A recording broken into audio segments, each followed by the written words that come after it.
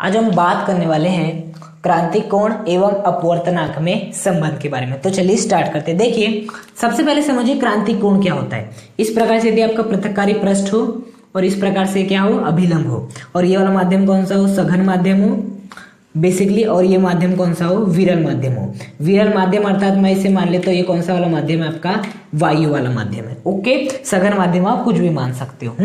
विरल माध्यम का जो अपवर्तनांक है बेसिकली इसे मैं क्या मान लेता हूँ, n2 मान लेता हूँ, और इस सघन माध्यम का अपवर्तनांक क्या मान लेता हूँ, मैं n1 मान लेता हूँ। सघन माध्यम को मैं 1 मान लेता हूँ और विरल माध्यम को मैं माध्यम नंबर 2 मान लेता हूँ। इसका अपवर्तनांक n1 मान लेता हूँ, इसका अपवर्तनांक n2 मान लेता हूँ। बेसिकली ये डेरिवेशन के अंतर्गत का ही डायग्राम है।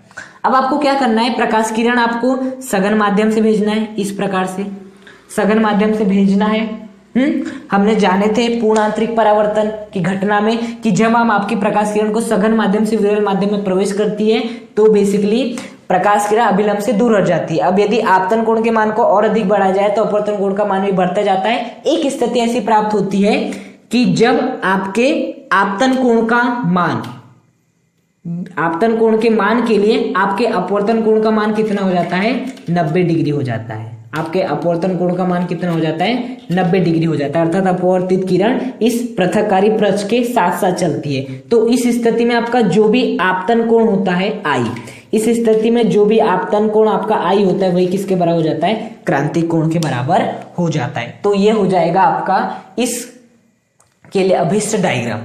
बेसिकली आपको सघन माध्यम से किरण भेजनी है क्रांतिक कोण आईसी में, तो बेसिकली अपवर्तित किरण पृथक्कारी पृष्ठ के साथ चलेगी, अर्थात अपवर्तन कोण का मान कितना हो जाएगा, 90 डिग्री हो जाएगा। अर्थात मैं ऐसा कह सकता हूं कि क्रांतिक कोण के लिए जो आपका आपतन कोण हो जाता है, आपतन कोण आई हो जाता है, वो किसके बराबर जो हो जाता है, आईसी अर्थात क्रांतिक कोण के बराबर हो जाता है। यदि मैं किसकी बात करूं, क्रांतिक कोण की बात करूं, और जो आपका आर होता है मतलब कि क्या, आपका अपवर्तन कोण, कौन सा कोण, अपवर्तन कोण आपका आर होता है, वो किसके बराबर हो जाता है, 90 डिग्री के बराबर हो जाता है। देखिए ना, क्रांतिक कोण में क्या हुआ है, आई आईसी के बराबर हो गया। जो भी आपतन कोण होगा वही क्रांतिक कोण होगा। जब आपके अपवर्तित कोण का मान, अपवर्तन कोण का मान 90 डिग्री हो जाएगा, मतलब कि इस परिस्थिति में आपके आई का मान आईसी के बराबर हो जाएगा और आर का मान 90 डिग्री के बराबर हो जाएगा। ओके, तो बेसिकली अब हम यहां पर किसका नियम लगाएंगे, स्नेल का नियम लगाएंगे। स्नेल के नियम से बताइए, स्नेल का नियम क्या होता है, sine i divide by sine r is equal to अपवर्तनांक एन। ओके, अब बताइए यहां पर हम क्या लिखते हैं, प्रकाश किरण कहां से कहां जा रही है। सबसे पहले कौन सा अंक आता है, देखो यहाँ पर 1 है और 2 भी है। सबसे पहले कौन सा अंक आएगा, बेसिकली जहां पर प्रकाश किरण जा रही है। प्रकाश किरण कौन से माध्यम में जा रही है, ऑब्वियस सी बात है माध्यम नंबर 2 में जा रही है। देखो आपकी प्रकाश किरण सघन माध्यम अर्थात माध्यम नंबर 1 से आ रही है और बेसिकली माध्यम नंबर 2 में जा रही है। कहां पर जा रही है, माध्यम नंबर 2 में जा रही है। तो बेसिकली जिस माध्यम में जाती है वो माध्यम पहला आता है, माध्यम नंबर 2 में जा रही है, और जिस माध्यम से आती है वो बाद में आता है, माध्यम 1 से आ रही है। तो क्या हो जाएगा, n21 हो जाएगा। अब बताइए यदि मैं बात करूं क्रांतिक कोण के लिए, किसके लिए, क्रांतिक कोण हेतु। अब बताइए क्रांतिक कोण हेतु आई का मान कितना हो जाता है, आईसी के बराबर। तो आई के स्थान पे क्या रख दूंगा, मैं आईसी रख दूंगा इज इक्वल टू साइन। क्रांतिक कोण के लिए बताओ आर का मान कितना हो जाएगा, 90 डिग्री। तो आर का मान कितना हो जाएगा, 90 डिग्री इज इक्वल टू क्या हो जाएगा, n21। क्या हो जाएगा आपका n21। अब साइन आईसी,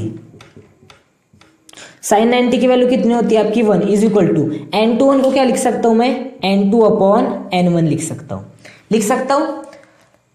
आपके n21 को n2 अपॉन n1 को मैं क्या लिख सकता हूँ, n1 अपॉन n2 लिख सकता हूँ। उसी प्रकार से n21 को क्या लिख सकता हूँ, n2 अपॉन n1 लिख सकता हूँ। साइन आईसी डिवाइड बाय 1 कितना हो जाएगा आपका, sign IC divide by 1, sign IC हो जाएगा इज इक्वल टू क्या आ जाएगा आपका, n2 अपॉन n1 आ जाएगा। अब देखिए बेसिकली n2 क्या है, विरल माध्यम का अपवर्तनांक, n1 क्या है, सघन माध्यम का अपवर्तनांक। अब देखिए आपका विरल माध्यम क्या है, वायु है। विरल माध्यम क्या है, वायु है। और वायु का अपवर्तनांक कितना होता है, 1 होता है। वायु का अपवर्तनांक कितना होता है, 1 होता है। और बेसिकली n2 क्या है, वायु का ही तो अपवर्तनांक है। तो बताइए n2 की वैल्यू कितनी हो जाएगी यहाँ पर, n2 की वैल्यू 1, क्योंकि n2 क्या है, माध्यम 2 का अपवर्तनांक। माध्यम 2 क्या है, वायु है। वायु का अपवर्तनांक कितना होता है, 1 होता है। तो माध्यम 2 का अपवर्तनांक कितना हो जाएगा, 1 हो जाएगा। मतलब n2 की वैल्यू कितनी हो जाएगी आपकी, 1 हो जाएगी। तो मैं N2 के स्थान पे क्या रख सकता हूँ, 1 रख सकता हूँ। तो मैं N2 को हटा के क्या रख देता हूँ, 1 रख देता हूँ। तो साइन IC बराबर कितना हो जाएगा, 1/N1। N2 को 1 क्योंकि बात समझ में आई, क्योंकि N2 बेसिकली माध्यम 2 का अपवर्तनांक है। माध्यम 2 आपका वायु है और वायु का अपवर्तनांक कितना होता है, 1 होता है। तो माध्यम 2 का अपवर्तनांक कितना हो जाएगा, 1 हो जाएगा। अर्थात N2 की वैल्यू कितनी हो जाएगी, 1, जो कि मैंने पुट कर दिया। अब क्या करते हैं, साइन IC को मैं ऐसे लिख सकता हूँ, साइन IC/1। अब क्या करते हैं, हम इसे भी पलट देते हैं, इसे भी पलट देते हैं। तो बताइए, यदि मैं साइन IC/1 को पलटूंगा तो ये क्या बन जाएगा आपका, 1/sin IC बन जाएगा। साइन IC/1 को पलटूंगा तो ये क्या बन जाएगा, 1/sin IC। और 1/N1 को पलटूंगा तो ये क्या बन जाएगा, N1/1 बन जाएगा। क्या बन जाएगा, N1/1। और N1/1 को मैं क्या लिख सकता हूँ, N1 लिख सकता हूँ। तो यही होता है आपका अभिष्ट संबंध।